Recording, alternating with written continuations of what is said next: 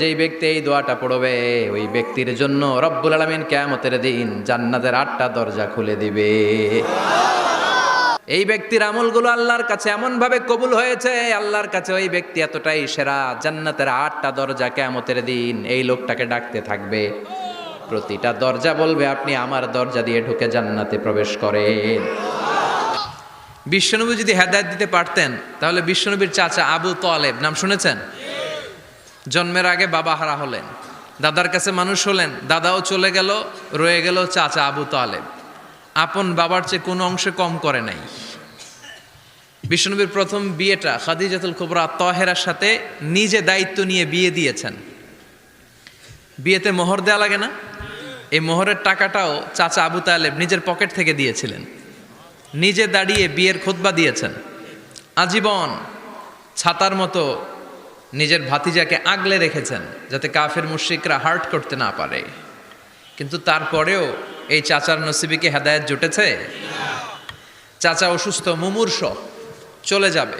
বিষ্ণু বলেছেন লাকিনু মাউতাকুম লা ইলাহা ইল্লাল্লাহ, তোমরা মুমূর্ষদের সামনে বসে লা ইলাহা পড়ো। আবার বলেছেন ইকরাউ আলা মাউতাকুম সূরাতা ইয়াসিন, মুমূর্ষদের সামনে সূরা ইয়াসিন পড়ো। তো বিষ্ণুনবী যে তালকিল দিলেন, চাচা আপনি পড়েন না লা ইলাহা ইল্লাল্লাহ মুহাম্মাদুর রাসূলুল্লাহ। ওই দিক দিয়ে আবু জাহেল, উতবা, সাইবা এরা বলে খবরদার, আজীবন যে ধর্মের উপর ছিল ওইটার উপরই থাকো, নতুন ধর্মে যায়ও না। বিশ্বনবী বলে পড়েন লা ইলাহা, আবু জাহেল বলে পড়ো না। অবশেষে চাচা আবু তালেব বলল আলা মিল্লাতি আব্দুল মুত্তালিব, আমি আমার বাবার ধর্ম আব্দুল মুত্তালিবের শিরকি ধর্মের উপর থেকেই শেষ নিঃশ্বাস ত্যাগ করলাম। নসিবে হেদায়েত জোটে। এই পৃথিবীতে অনেক বাবা ছিল নবী, নিজের কলিজার টুকরা ছেলের হেদায়েত দিতে পারে নাই। নূহ আলাইহিস সালাম আল্লাহর নবী না? ওনার ছেলে কানাআনের হেদায়েত হয় নাই, ঠিক কি না? বিষ্ণুনবী দোয়া করতেন আনা দাওয়াতু আবি ইব্রাহিম, আমি আমার বাবা ইব্রাহিমের দোয়ার ফসল। সাইয়েদনা ইব্রাহিম আলাইহিস সালাম ছিলেন সব নবীদেরও বাবা, কিন্তু উনার বাবার হেদায়েত হয় নাই। আল্লাহু আকবার। সাইয়েদনা লূত আলাইহিস সালাম আল্লাহর নবী, স্ত্রীর হেদায়েত হয় নাই। স্বামী নবী, স্ত্রীর হেদায়েত হয় নাই। আসিয়া গোটা বিশ্বের মুমিন নারীদের মডেল, কিন্তু আসিয়ার জামাই ফেরাউনের হেদায়েত হয়েছে?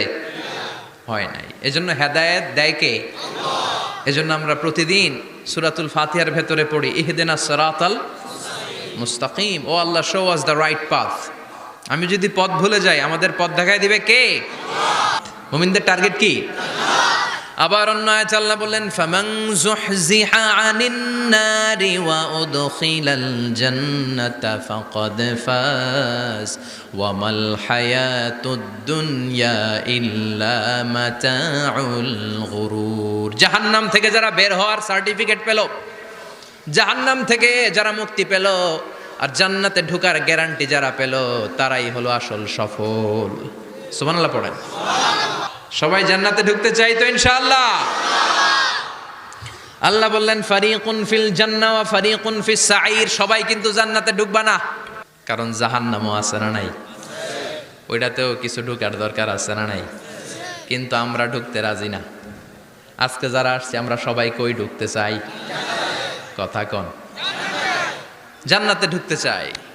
তো জান্নাতে ঢোকার জন্য কিছু আমলের দরকার আছে না নাই? কোরআন মানার দরকার আছে না নাই?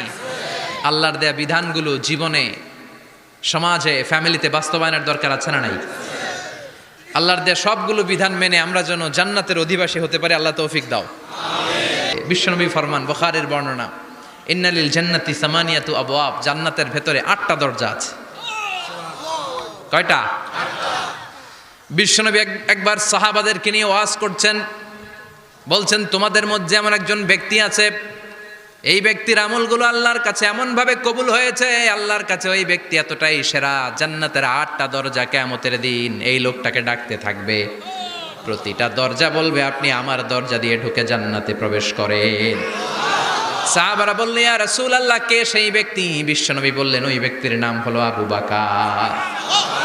কিয়ামতের দিন সাইয়েদনা আবু বকরকে 8টা জান্নাতের দরজা থেকেই জান্নাতগুলো ডাকতে শুরু করবে, উদখুল মিন বাবি, উদখুল মিন বাবি, আমার দরজা দিয়ে ঢুকেন, আমারটা দিয়ে ঢুকেন। ওই দরজা থেকে বলবে আমারটা দিয়ে ঢুকেন। আল্লাহু আকবার। বিশ্বনবী আমাদেরকেও নিরাশ করেন নাই। বিষ্ণুই বললেন কেউ যদি প্রতিদিন 5 ওয়াক্ত নামাজের পরে 5 ওয়াক্ত নামাজের আগে যে অজু করে, অজুর পরে কেউ যদি পড়ে আশহাদু আল্লা ইলাহা ইল্লাল্লাহ ওয়া আশহাদু আন্না মুহাম্মাদান আবদুল্লাহ ওয়া রাসূলুহু, প্রত্যেক অজুর পরে যেই ব্যক্তি এই দোয়াটা পড়বে ওই ব্যক্তির জন্য রব্বুল আলামিন কিয়ামতের দিন জান্নাতের 8টা দরজা খুলে দিবে।